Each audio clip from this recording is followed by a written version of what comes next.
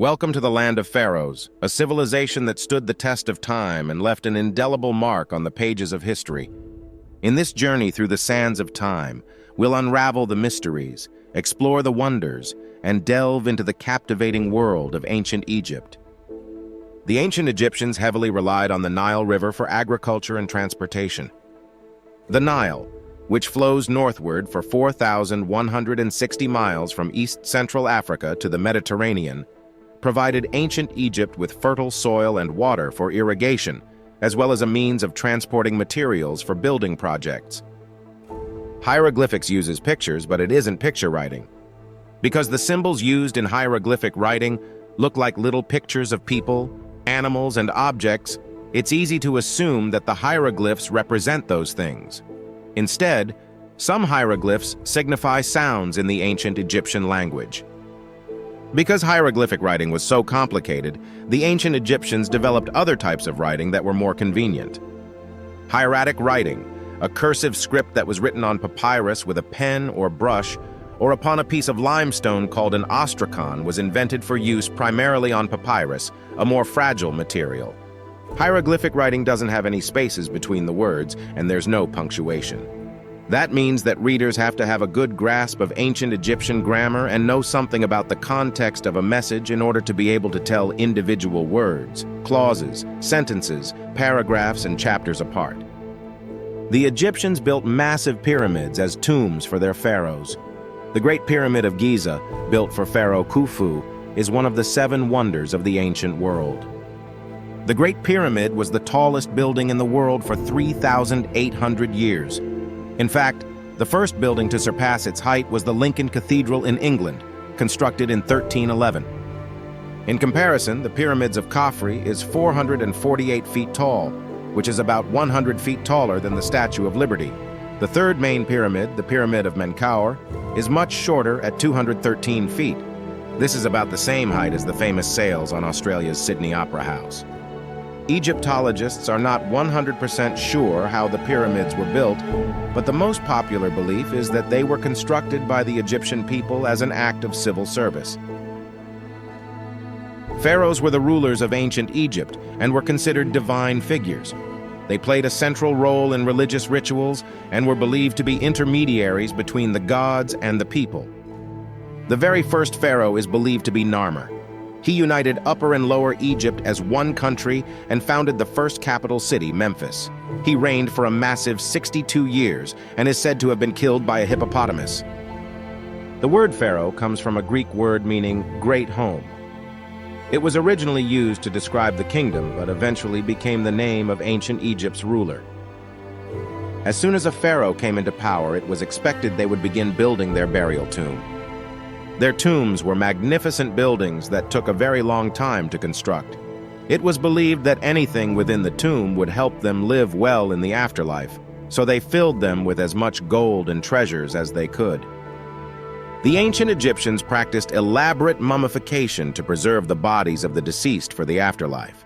This involved removing internal organs and wrapping the body in linen bandages. Pharaohs were likely wrapped in linen strips that once covered statues of gods. Royal embalmers would carefully wrap individual fingers and toes before winding the strips around hands and feet, legs and arms, and then the entire body. In total, the most elaborate mummies were wrapped in about 4,000 square feet of linen. The Book of the Dead was a collection of spells and illustrations intended to guide the deceased through the afterlife. It was often buried with the dead to assist them in the journey to the afterworld. The name Book of the Dead was actually given by European explorers and archaeologists due to the fact that all of the passages were found in burial tombs. The Book of the Dead contained 190 chapters, along with 165 spells. The spells were written on papyrus sheets or on tomb walls. Not everybody could afford to have a Book of the Dead, as it was expensive to do. Poorer individuals had to settle for pre-written versions. Wealthy people could afford to hire a script to make a special Book of the Dead and add in different spells that they could use in the afterlife. The ancient Egyptians had a complex pantheon of gods and goddesses, each associated with specific aspects of life and nature. Ra, Osiris, Isis, and Anubis are among the well-known deities. Obelisks, tall, narrow, four-sided monuments were erected by the ancient Egyptians as symbols of the sun god Ra. Some obelisks were later transported to other countries as gifts.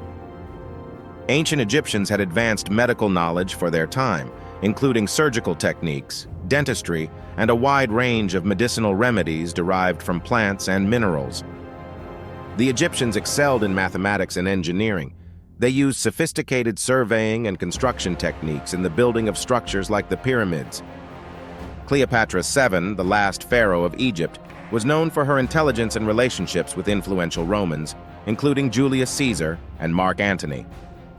While Cleopatra was born in Egypt, she traced her family origins to Macedonian Greece and Ptolemy Soter, one of Alexander the Great's generals. Like many royal houses, members of the Ptolemaic dynasty often married within the family to preserve the purity of their bloodline. More than a dozen of Cleopatra's ancestors tied the knot with cousins or siblings, and it's likely that her own parents were brother and sister.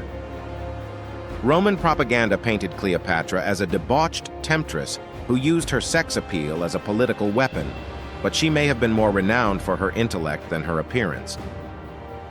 She spoke as many as a dozen languages and was educated in mathematics, philosophy, oratory, and astronomy, and Egyptian sources later described her as a ruler who elevated the ranks of scholars and enjoyed their company. Power grabs and murder plots were as much a Ptolemaic tradition as family marriage, and Cleopatra and her brothers and sisters were no different. Her first sibling husband, Ptolemy XIII, ran her out of Egypt after she tried to take sole possession of the throne, and the pair later faced off in a civil war. Cleopatra regained the upper hand by teaming with Julius Caesar, and Ptolemy drowned in the Nile River after being defeated in battle. Remember, the sands of time may have covered the ruins, but the stories of this remarkable civilization echo through history. Thank you for joining us on this expedition through the mysteries and marvels of ancient Egypt. If you enjoyed this video, don't forget to subscribe and drop it a like. Thanks for watching.